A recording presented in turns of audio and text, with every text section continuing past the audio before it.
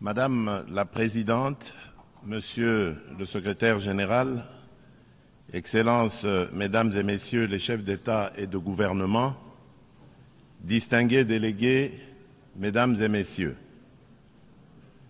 je voudrais avant toute chose adresser mes vives félicitations à Madame Annalena Baerbock pour son élection à la présidence de la 80e session ordinaire de l'Assemblée générale des Nations unies. Son leadership et son attachement au multilatéralisme seront déterminants pour la réussite de nos travaux. Je saisis également l'opportunité que m'offre cette tribune pour rendre un hommage appuyé à son prédécesseur, son Excellence M. Philémon Yang, dont l'engagement et le dévouement ont marqué la précédente session.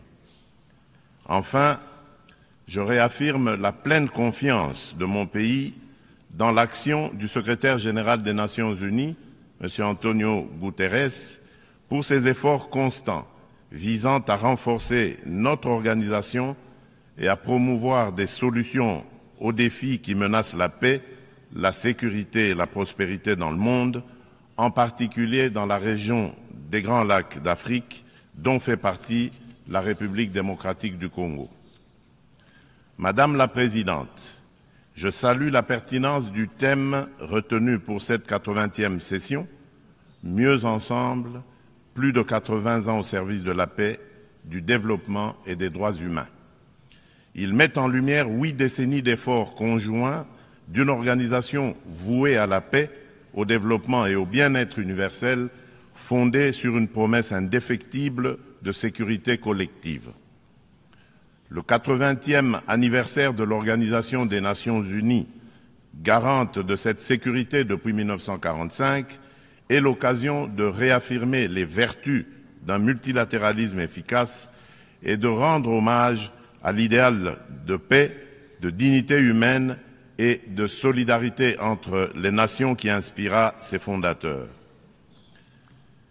Si l'Organisation des Nations Unies demeure un pilier de la régulation des relations internationales, de la prévention et de la résolution des conflits, ainsi que de la promotion des droits humains et des libertés fondamentales, elle est aujourd'hui confrontée à des défis systémiques qui éprouvent sa crédibilité et sa capacité d'action. Les profondes mutations de notre époque, notamment la persistance des conflits armés, le dérèglement climatique, les crises humanitaires récurrentes et les menaces transnationales protéiformes nous rappellent que le multilatéralisme n'est plus une option, mais une exigence incontournable qui s'impose à tous. Nous restons convaincus que les réponses aux défis du XXIe siècle ne peuvent émerger que de solutions collectives fondées sur la coopération, la justice et la responsabilité partagée. Madame la Présidente, à la suite de son élection en juin dernier, la République démocratique du Congo s'apprête à siéger au titre de membre non permanent du Conseil de sécurité pour la période 2026-2027. Je réitère au nom de mon pays nos remerciements les plus sincères aux États membres pour la confiance et la solidarité exprimées.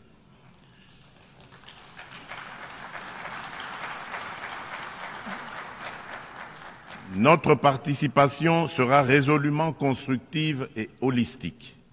Elle s'articulera autour de 2 priorités indissociables, paix et sécurité d'une part, et prévention et résolution des conflits d'autre part.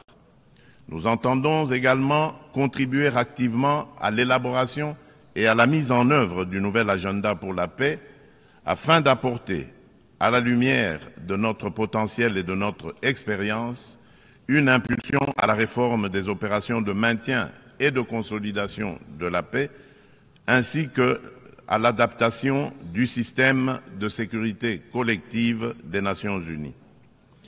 S'agissant de la réforme du Conseil de sécurité, mon pays réaffirme la position commune africaine telle qu'énoncée dans le consensus des Oulouini et la déclaration de Sirte, c'est-à-dire l'Afrique doit bénéficier de 2 sièges supplémentaires dans la catégorie des membres non permanents et de 2 sièges dans celle des membres permanents, avec les mêmes droits, y compris le droit de veto, les mêmes privilèges et les mêmes obligations que les membres permanents actuels.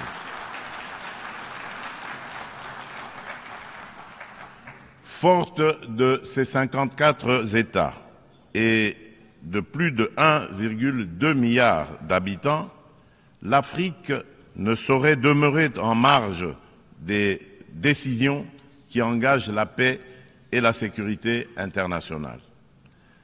Madame la Présidente, un autre axe prioritaire concerne l'exploitation illégale des ressources naturelles, l'une des causes majeures et persistantes des conflits. La République démocratique du Congo entend placer au cœur du débat la gouvernance exemplaire de ces minerais stratégiques afin d'en garantir l'exploitation dans le respect des principes de développement durable, de la souveraineté économique et du bien-être des populations. À l'échelle mondiale, rompre le lien toxique entre rente minière et financement de groupes armés non étatiques exige une approche intégrée fondée sur l'harmonisation des règles de diligence raisonnable et de traçabilité, de la mine aux consommateurs, la transparence intégrale des chaînes d'approvisionnement et des bénéficiaires effectifs, des mécanismes de contrôle et d'audit indépendants, une coopération opérationnelle renforcée entre autorités douanières, judiciaires et financières, des sanctions ciblées et effectives contre les trafiquants et leurs réseaux de facilitation et une lutte résolue contre la corruption adossée à des normes de bonne gouvernance, à la publicité des contrats et à la traçabilité des paiements. Bien entendu, les dimensions des droits humains et de justice transitionnelle, ainsi que les agendas femmes, paix et sécurité et jeunesse, paix et sécurité demeurent indissociables de cette action. Leur prise en compte effective est la condition d'une paix juste, durable et inclusive. Madame la Présidente, à la veille de la mise en place de la commission d'enquête indépendante décidée par le Conseil des droits de l'homme des Nations Unies sur les massacres perpétrés il y a quelques mois par nos agresseurs et leurs supplétifs dans l'Est de mon pays, je lance un appel solennel à la communauté internationale. Elle a le devoir moral et politique de soutenir cette démarche essentielle afin d'établir la vérité, rendre justice aux victimes et jeter les assises d'une paix durable ancrée dans la mémoire et la responsabilité partagée. Madame la Présidente, alors que la planète se réchauffe et que les marginalisations s'aiguisent, ainsi et que les conflits se multiplient, le diagnostic qui avait inspiré en juillet 2023 la vision du nouvel agenda pour la paix du secrétaire général demeure pleinement d'actualité. Le monde est désormais confronté à des crises multiformes et profondes.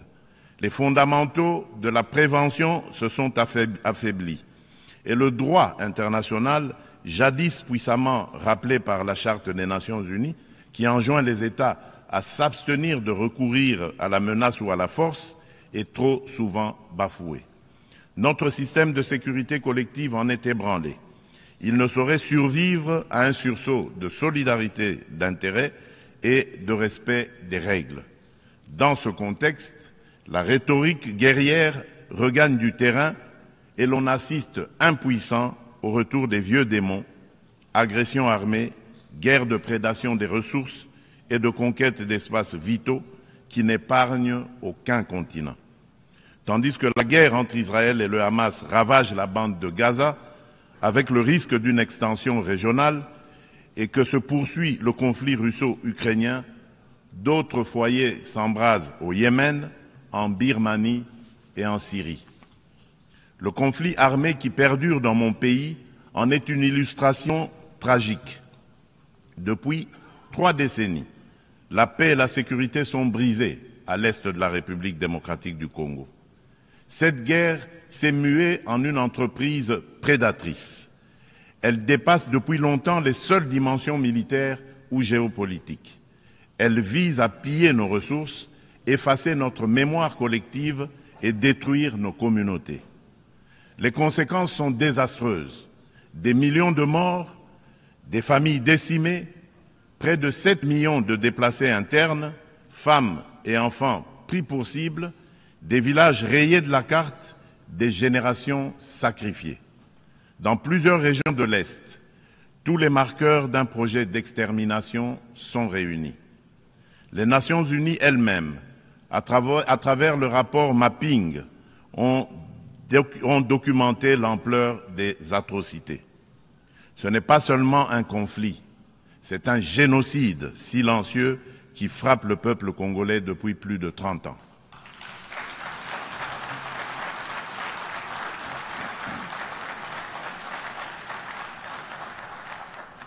En juillet dernier encore, plus de 300 civils, dont 48 femmes et 19 enfants, ont été massacrés dans le territoire de Rutshuru par l'AFC M23 avec l'appui des forces de défense du Rwanda.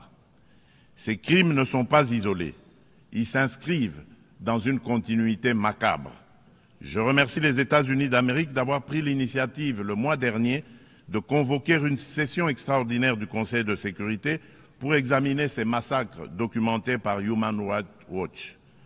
Pour mettre un terme à ce conflit, le Conseil de sécurité, par sa résolution 2773 du 21 février 2025, a notamment exigé le retrait du M23 des villes de Goma, Bukavu et de toutes les zones sous son contrôle, le démantèlement des administrations parallèles instaurées en violation de la souveraineté de la République démocratique du Congo, ainsi que la cessation de tout appui direct ou indirect au M23.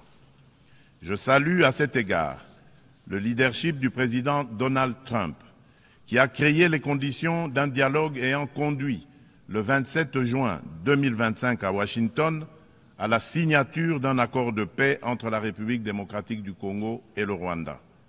Cet accord engage expressément Kigali à un retrait complet et vérifiable de ses troupes et à la levée de ses mesures dites défensives. Il prévoit également le désengagement, le désarmement et l'intégration conditionnelle des groupes armés non étatiques au sein des forces armées de la République démocratique du Congo et de la police nationale congolaise, la mise en place d'un mécanisme conjoint de coordination en matière de sécurité, ainsi qu'un dispositif garantissant le respect de l'intégrité territoriale et l'arrêt des hostilités. Le retrait des troupes rwandaises, la fin de leur appui au M23 et le retour de l'autorité de l'État congolais sur toutes les zones occupées constituent des conditions non négociables pour une paix durable. Je demande aux Nations Unies de veiller à la stricte application de cet accord, désormais indissociable de la mise en œuvre de la résolution susmentionnée. Tant que ces décisions ne seront pas exécutées, le sang des innocents continuera à couler. Dans la même dynamique, la République démocratique du Congo et l'AFC M23 ont signé le 19 juillet 2025 à Doha une déclaration de principe engageant les parties à œuvrer de concert à une solution pacifique. Je voudrais exprimer ma gratitude à Son Altesse l'Émir du Qatar, Cheikh Tamim bin Hamad Al Thani, pour son dévouement et son engagement en faveur de la paix en République démocratique du Congo et dans la région des Grands Lacs. Je souhaite enfin exprimer ma haute appréciation pour la coordination assurée par son Excellence Faure Essomina Gnassingbé, président du Conseil des ministres du Togo, dans le cadre du processus de Lomé. Cette dynamique procède de la convergence des efforts du processus de Luanda, conduit avec constance par son Excellence João Manuel Gonçalves Lourenço, président de la République d'Angola et président en exercice de l'Union africaine, et du processus de Nairobi, facilité par son Excellence Uhuru Muigai Kenyatta, ancien président de la République du Kenya. Ensemble, ces initiatives ont jeté les bases d'un mécanisme unifié de facilitation régionale. Un élan que nous comptons poursuivre pour préserver la cohésion continentale, renforcer la coordination entre les initiatives africaines et consolider un cadre d'action harmonisé afin de restaurer de manière durable la paix à l'est de la République démocratique du Congo. Notre objectif demeure inchangé: obtenir une paix juste, durable et vérifiable, non une accalmie factice et éphémère qui, depuis près de 30 ans, a trop souvent déçu l'espérance de notre peuple. Nous attendons de la communauté internationale qu'elle se tienne avec constance et courage du côté du droit. C'est à ce prix que la vérité l'emportera sur l'impunité et que la paix redeviendra possible. Madame la Présidente, il convient de préciser que le processus diplomatique engagé avec toutes les parties au conflit n'exclut nullement la quête de justice et de réparation. Si le monde hésite encore à nommer notre douleur, nous n'attendrons pas. Nous en sommes les premiers témoins. Nous en serons les premiers artisans de justice. Mais nous avons besoin de votre solidarité, de votre soutien et du respect plein et entier du droit international.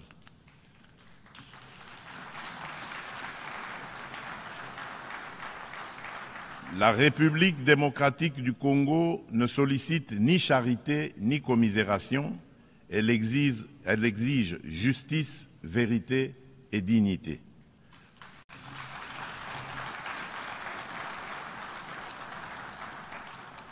Notre pays a tendu la main. Nous avons signé des accords de paix, accepté le dialogue, pris des engagements pour la réconciliation. Mais une paix factice, bâtie sur l'impunité et l'oubli, n'est qu'un armistice précaire.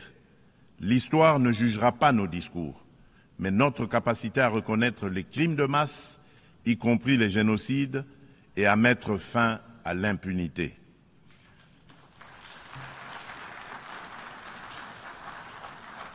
Madame la Présidente, la République démocratique du Congo est un pays de vie, de richesse naturelle et de résilience humaine. Nous voulons contribuer à la paix mondiale, mais la paix commence par la reconnaissance de notre propre tragédie. J'adresse à cette Assemblée un appel solennel. Reconnaissez le génocide congolais, soutenez notre combat pour la vérité et la justice et aidez-nous à bâtir enfin une paix durable au cœur de l'Afrique.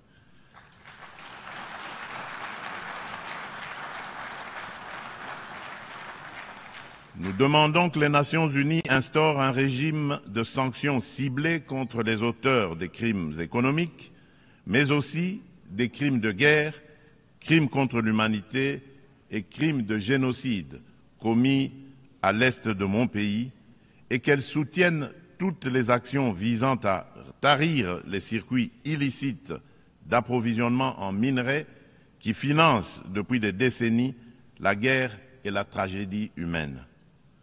Ces actions doivent être conduites avec l'appui de l'Union africaine, des Nations unies et de nos partenaires au développement, en impliquant les États limitrophes, les entreprises qui achètent et transforment ces minerais du sang, les institutions financières par lesquelles transitent les flux, ainsi que les organisations de la société civile.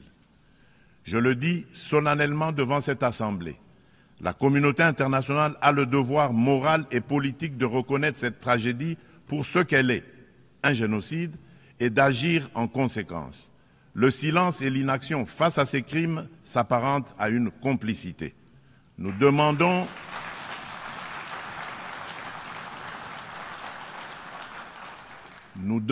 la mise en place immédiate d'une commission d'enquête internationale indépendante et dotée de moyens pour établir la vérité, rendre justice aux victimes et rompre le cycle de l'impunité qui nourrit ce drame depuis des décennies. Madame la Présidente, le terrorisme demeure une menace grave pour la paix et la sécurité internationale. Aucune région du monde n'est épargnée. Après l'Asie, l'Europe occidentale et l'Amérique du Nord, ce fléau s'enracine en Afrique et déstabilise plusieurs sous-régions. Al-Qaïda au Maghreb islamique, bien que fragilisé par l'action internationale, conserve ses capacités dans des zones grises et diffuse son influence. Boko Haram au nord du Nigeria et Al-Shabaab en Somalie maintiennent une emprise territoriale significative. En Afrique centrale, après les ravages causés par la Lord's Resistance Army, LRA, de Joseph Kony, le nord-est de la République démocratique du Congo subit les exactions des forces démocratiques alliées, les ADF, un groupe terroriste ougandais ayant fait allégeance à l'État islamique. Ces groupes extrémistes ont laissé derrière eux un lourd tribut humain et continuent de menacer la stabilité régionale. Membre de la coalition mondiale contre Daesh, la République démocratique du Congo appelle les Nations unies à s'engager plus résolument dans la mise en œuvre des recommandations de la dite coalition et du processus d'Aqaba, à savoir le partage renforcé de renseignements, l'assèchement des financements, la lutte contre la propagande et contre les sanctuaires, ainsi que le soutien accru aux communautés victimes dans le plein respect du droit international humanitaire. Madame la Présidente, face à l'urgence climatique, l'accord de Paris demeure le cadre juridique essentiel pour la redevabilité des États en matière d'émissions et d'adaptation afin de contenir le réchauffement à 1,5 degré Celsius. À ce titre, la République démocratique du Congo a adopté son plan national d'adaptation 2022-2026. Nous nous sommes engagés à arrêter et à inverser la perte de forêt et la dégradation des terres d'ici 2031, tout en promouvant un développement durable et une transformation rurale inclusive. Depuis décembre 2021, un ensemble de mesures soutient la restauration des paysages forestiers, notamment le programme Jardin scolaire pour 1 milliard d'arbres à l'horizon 2030, destiné à renforcer la séquestration du CO2 et la résilience des écosystèmes. Nous saluons l'adoption de la décision 5/CMA.5, établissant de nouveaux mécanismes de financement, y compris le fonds pour pertes et préjudices, afin de compléter les sources existantes et d'apporter des réponses concrètes aux pays les plus exposés. Forte d'un potentiel environnemental unique au monde, la République démocratique du Congo se tient au cœur des solutions. Elle est prête à mobiliser ses atouts naturels au service du climat global, à condition que les engagements financiers soient prévisibles, accessibles et à la hauteur des impératifs écologiques et humains.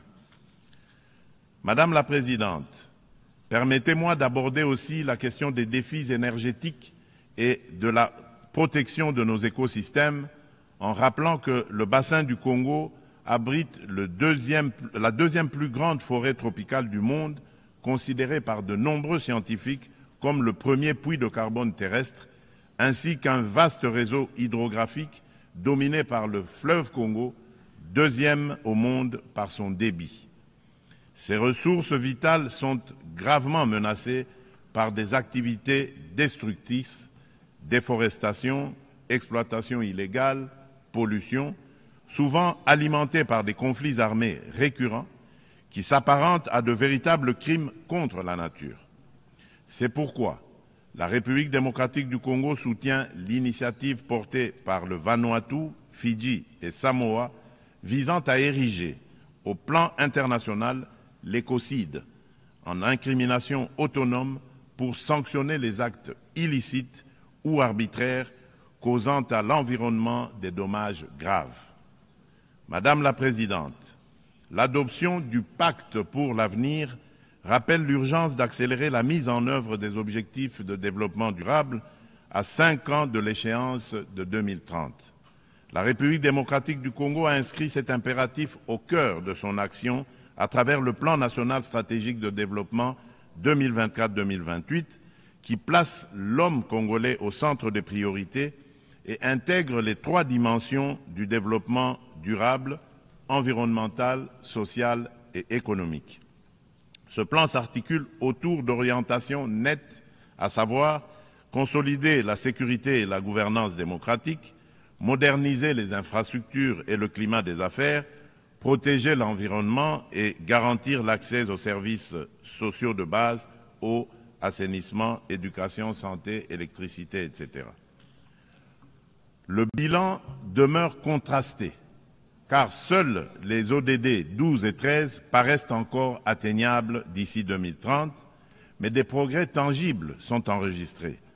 La gratuité de l'enseignement a permis à plus de 5 millions d'enfants de retourner à l'école. La couverture de santé universelle élargit l'accès à des soins de qualité. Les politiques d'autonomisation des femmes réduisent les disparités socio-économiques. Ces acquis restent toutefois fragilisés par l'insécurité persistante dans l'est du pays et par la vulnérabilité de notre économie face aux chocs exogènes. Notre économie doit donc se transformer pour devenir un levier de durabilité et de prospérité.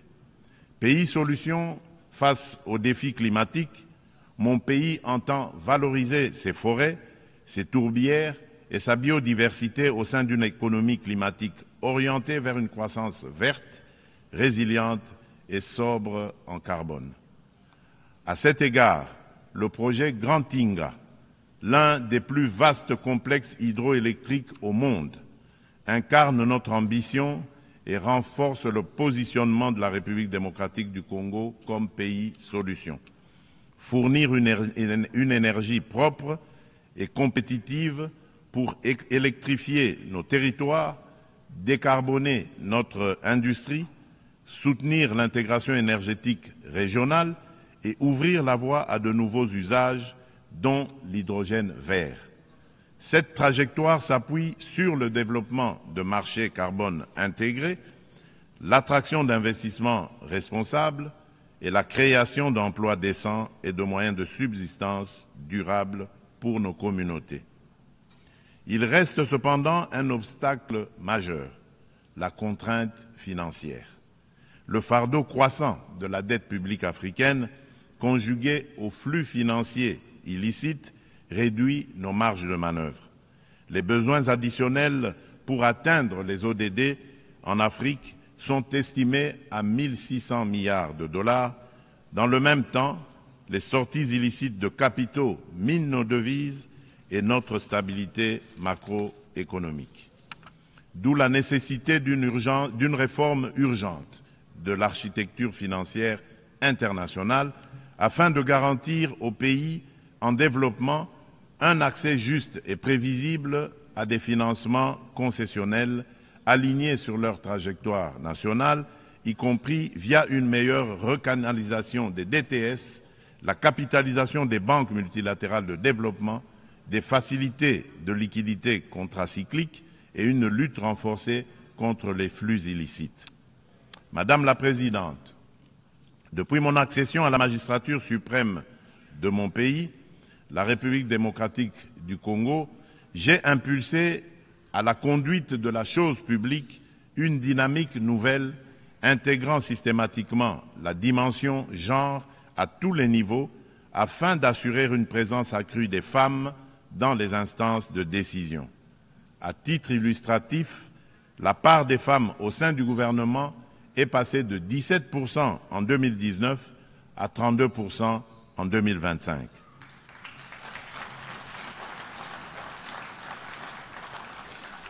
Madame la Présidente, dans une approche stratégique et multisectorielle visant à mobiliser la jeunesse au service du progrès national, mon gouvernement a adopté une politique nationale de la jeunesse. Celle-ci consacre l'engagement de l'État à faire de la participation pleine et entière des jeunes à la vie de la nation une priorité transversale assortie d'objectifs clairs et mesurables. Madame la Présidente, la République démocratique du Congo aspire à la paix, à la justice et au développement. Elle est prête à agir à vos côtés pour une organisation des Nations Unies plus forte, plus inclusive et plus juste. Forte de ses atouts humains, naturels et stratégiques, mon pays entend les mettre au service d'un avenir meilleur pour les générations futures et de notre maison commune, la planète Terre. Que Dieu bénisse l'humanité et nous accorde la grâce d'une paix véritable et durable entre toutes les nations du monde. Je vous remercie. On behalf of the